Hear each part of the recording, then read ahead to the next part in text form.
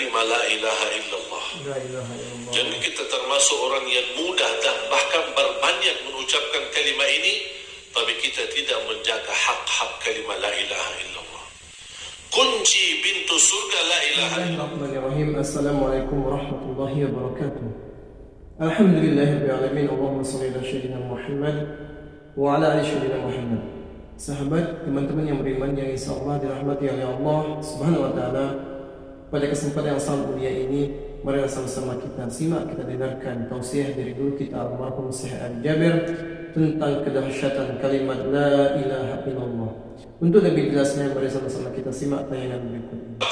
Selama belum meninggal dicabut nyawanya, masih diberikan kesempatan untuk memohon ampun kepada Allah Subhanahu wa taala. Walaupun dosanya dosa besar, walaupun dosanya berkali-kali riba, berkali-kali zina, berkali-kali minum khamar, berkali perbuatan syirik, selama mau bertaubat dan kembali memohon kepada Allah Subhanahu wa taala, pasti diampuni Allah Subhanahu wa taala. Masya Allah. Inna Allah la yaghfiru an yushraka bihi wa yaghfiru ma duna dhalik. Allah tidak akan mengampuni orang-orang yang berbuat syirik. Tapi ayat ini kalau diikatkan dengan ayat yang banyak yang lain, ada syarat. Kalau taubat, belum mati dalam keadaan syirik. Tapi kalau belum taubat dan mati dalam kepercayaannya kepada syirik, kepercayaannya kepada dukun, kepercayaannya kepada ramal, itulah yang na'udzubillah meninggal dunia dalam keadaan tidak beriman. Na'udzubillah, na'udzubillah, na'udzubillah. Oleh karena itu jamaah sekalian, perlu kita menjaga kalimah la ilaha illallah. La ilaha illallah. Jangan kita termasuk orang yang mudah dan bahkan berbanyak mengucapkan kalimah ini, tapi kita tidak menjaga hak-hak kalimah la ilaha illallah. Kunci pintu surga la ilaha illallah. La ilaha illallah. Kunci pintu surga la ilaha illallah. Berarti yang mau masuk surga tanpa kalimah la ilaha illallah susah. Dan setiap kunci ada gigi. Kira-kira bapak ibu yang bawa kunci, coba lihat, ada enggak kunci tanpa gigi? Ada enggak? Kunci motor, ada giginya enggak? Ada. Kunci rumah, ada giginya? Ada. Kunci mobil, ada giginya? Kunci lemari, ada giginya? Ada enggak kunci tanpa gigi? Tidak ada. Bisa enggak buka? Kalau ada orang bawa kunci rumah tapi tidak ada giginya, bisa nggak buka pintu rumah? Tidak bisa. Terus apa kaitan kunci surga dengan giginya? Kunci surga adalah la ilaha illallah, dan gigi-gigi kunci adalah haknya la ilaha illallah.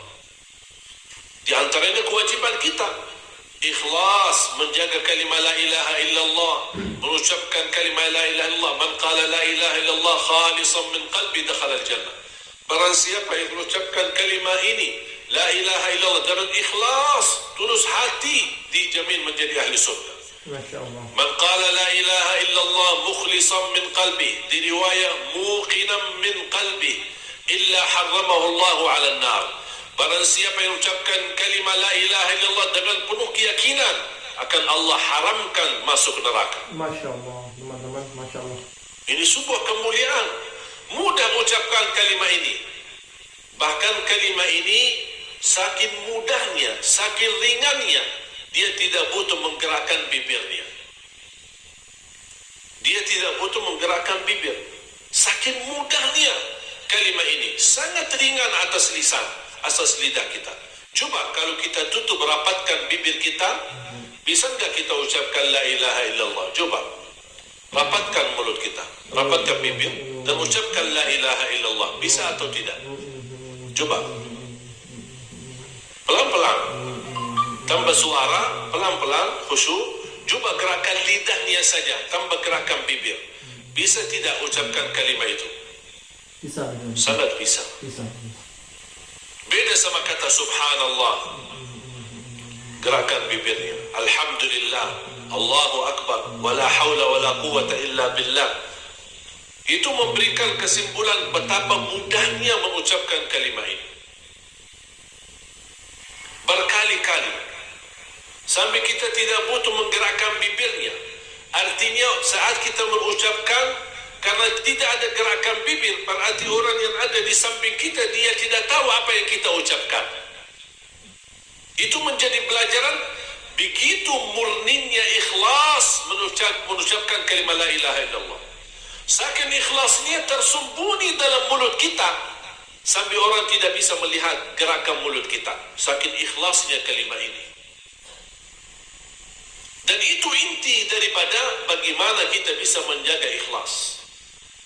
Bagaimana kita bisa menjadi orang yang betul-betul lillahi ta'ala. Dan kita selalu iqrar ketika membaca dalam iftitah kita. Inna salati wa nusuki wa mahyaya wa mamati. Terus lillahi rabbil alamin. Ada lagi tambahan? Ada.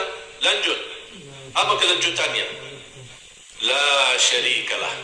Tidak boleh lillah tapi masih ada pertunjukan kepada Allah Subhanahu wa taala. Masih ada yang dipercaya selain Allah Subhanahu wa taala. La syarika lahu wa bidzalika umirtu wa ana minal muslimin. Bagaimana kita bisa menjadi orang yang muslim yang sesungguhnya? Ketika kita memahami makna daripada kalimat la ilaha illallah, kita pasti akan menghadapi semuanya jadi ringan. Ujian menjadi ringan, bala menjadi ringan, musibah menjadi ringan. Apapun kita melaksanakan dan menghadapi dalam kehidupan kita sehari-hari menjadi ringan. Bahkan ibadah yang kita melaksanakan yang menjadi sangat mudah.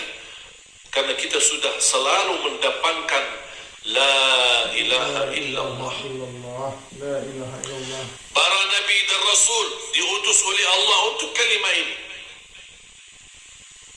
Saking mulianya Allah ingin memahamkan, Allah ingin memberikan pemahaman tentang kalimat ini. Kita tidak bisa kontak langsung sama Allah, kita tidak bisa berhubungan langsung sama Allah. Kalau Allah turunkan malaikat, Allah bisa turunkan malaikat menyampaikan kepada kita la ilaha illallah. Tapi malaikat menghadapi manusia bisa juga tidak cocok, belum tentu bisa nyambung.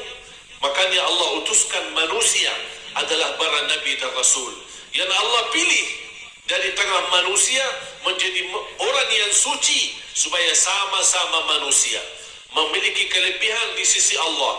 Mereka utus untuk apa? Untuk menyampaikan kepada manusia, keluarlah dari jalan kegelapan menuju kepada jalan yang cahaya terang menerang. Semuanya dakwahnya nabi dan rasul, bawaannya Nabi dan Rasul dan keturunan Nabi dan Rasul semuanya bawa la ilaha illallah. Allah wujudkan surga dan neraka demi kalimat ini. Yang mampu menjaga kalimat ini, menyempurnakan hak kalimat ini, patuh dan taat kepada kalimat ini, dia akan dibawakan ke surga. Amin. Orang yang mengingkari kalimat ini, bertentangan dengan kalimat ini, melupakan kalimat ini, mengabaikan dan lalai dari kalimat ini, tempatnya di neraka. Tinggal kita milih. Makanya ketika kita iqrar inna salati wa nusuki, ini menurut saya ucapan yang kita ucapkan selalu dalam iftitah kita, itu perjanjian kita sama Allah.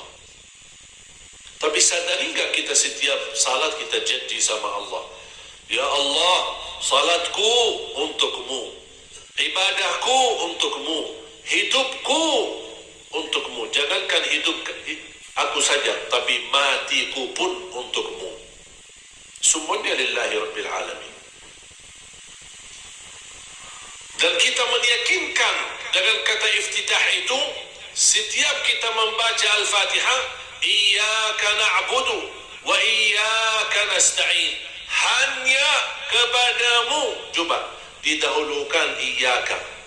Padahal hakikat kalimat ini nahnu na'buduka wa nasta'inuka. Semestinya kalimat ini dalam berbahasa Arab ada yang standar atau yang normal, na'buduka, kami beribadah kepadamu dan kami memohon bertolong kepadamu. Tapi karena harus kita memahami ibadah itu hak Allah, tidak boleh dicampuri dengan siapapun. Nabi Muhammad kita boleh muliakan, tapi kita tidak beribadah kepada Nabi Muhammad. taati Nabi Muhammad itu menjadi ibadah kepada Allah. Tidak bisa kita ibadah kepada Nabi Muhammad karena Nabi Muhammad manusia, diutus oleh Allah menjadi Nabi, membawa dakwah dan mengajak kita untuk beribadah kepada Allah, bukan beribadah kepada dirinya Nabi Muhammad sallallahu alaihi wasallam. Oleh karena itu ketika kita membaca, Allah ingin menyampaikan pesan itu, murni ibadah hak Allah, bukan hak siapa-siapa. Ibadah itu hak Allah. Taatilah Allah, taatilah Rasulullah. Tapi tidak boleh kita beribadah. Ibadahlah kepada Allah dan ibadahlah kepada Rasulullah. Tidak bisa. Beda. Kalau sudah masuk level ibadah, berarti kita sudah tidak bisa kita memohon atau beribadah kepada selain Allah SWT. Karena itu hak Allah. Makanya di suratul Fatihah dirubahkan makna itu supaya kita faham. Kaf yang semestinya menjadi belakangan na'buduka, Allah depankan kafnya menjadi iyyaka na'budu wa iyyaka nasta'in. Walaupun asal kalimah ini na'buduka wa nasta'inuka, kafnya itu belakangan. Kenapa didahulukan? Supaya Allah ingin memberikan pelajaran. Kalau di bahasa dalam Indonesia kita berkata hanya kepadamu kami beribadah, bukan kepada siapapun lain. Hanya kepadamu dan hanya kepadamu kami memohon pertolongan. Oleh karena itu ulama ketika kita memahami kalimat iyyaka na'budu wa iyyaka nasta'in, ulama menjelaskan semua rahasia dalam suratul Fatihah ada di firman ayat Allah Subhanahu wa taala iyyaka na'budu wa iyyaka nasta'in. Barang siapa yang memahami iyyaka na'budu wa iyyaka nasta'in, dia akan faham apa hakikat hidupnya di dunia. Kenapa kita hidup di dunia? Kenapa kita ada di dunia? Kenapa kita diciptakan? Kenapa kita didatangi para nabi dan rasul, diutus oleh Allah SWT? Kita umat Nabi Muhammad tidak berkesempatan bertemu Nabi Muhammad, tapi ada ulama pewaris Nabi Muhammad yang menyampaikan dakwahnya, yang menyampaikan ilmunya Nabi Muhammad, yang menyampaikan amalan Nabi Muhammad sallallahu alaihi wasallam, yang menyampaikan bagaimana perjuangan Nabi Muhammad. Kalau tidak ada ulama, bagaimana kita bisa faham agama? Makanya Nabi Muhammad SAW tidak mewariskan nubuwah, tidak mewariskan utusan Nabi kepada anaknya atau keturunannya. Karena dia Nabi yang terakhir, maka tidak ada lagi. Tapi bagaimana ya Rasulullah kami bisa belajar agamamu? Ulama, kata Rasulullah. Wal ulama'u warathatul anbiya. Ulama adalah para pewaris Nabi. Oleh karena itu kita butuh ulama. Kalau semuanya tidak mau belajar agama, ulama tidak bisa kekal. Ulama tidak hidup selama-lamanya. Ulama juga punya masa, punya umur. Makanya kita harus menjadi wajib. Bahkan kita sudah belajar talabul ilmi faridatun ala kulli muslim. Kalau dalam hadis faridatun ala kulli muslim. Kalau dalam kaidah talabul ilmi faridatun ala kulli muslimin wa muslimah. Bukan hanya sebatas wajib, lebih tinggi daripada wajib untuk belajar ilmu. Talabul ilmi faridah, fardu atas setiap muslim dan muslimah. Kenapa fardu? Karena kita tidak mungkin bisa beribadah kepada Allah tanpa ilmu. Bagaimana kita bisa mengenal la ilaha illallah kalau tidak ada ulama yang menyampaikan? Bagaimana kita bisa merasakan makna yang hakiki daripada kalimat la ilaha illallah? Jangan kita sampai akan datang satu zaman yang Rasulullah SAW pernah menceritakan, akan datang satu zaman orang-orang mengucapkan la ilaha illallah, ditanya apa makna kalimat ini, dia menjawab saya tidak tahu, tapi orang tua saya suka mengucapkannya, saya ikut mengucapkannya. Akan datang zaman itu. Ketika dia salat, ditanya, kenapa kamu salat? Saya tidak tahu, cuma saya lihat ayah saya gerakannya seperti itu. Saya ikut gerakan ayahku dan orang-orang tuaku. Itu kata Rasulullah akan datang satu zaman, saking sudah kehilangan ilmu, orang tidak tahu apa-apa. Na'udzubillah min dzalik. Makanya wajib, kalau tidak mampu kita mendorong semua anak-anak kita menjadi orang yang pandai memahami agama, minimal ada satu dari anak kita, supaya setiap rumah di tengah masyarakat Indonesia kita, setiap rumah mampu melahirkan penghafal Al-Quran dan ulama yang bisa menjaga generasi-generasi berikutnya.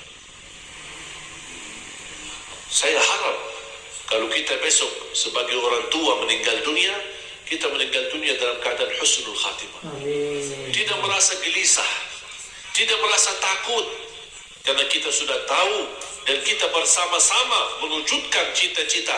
Setiap rumah melahirkan penghafal Al-Quran, setiap rumah melahirkan kadar ulama, setiap rumah melahirkan da'i yang bisa menyampaikan dakwah kepada umat.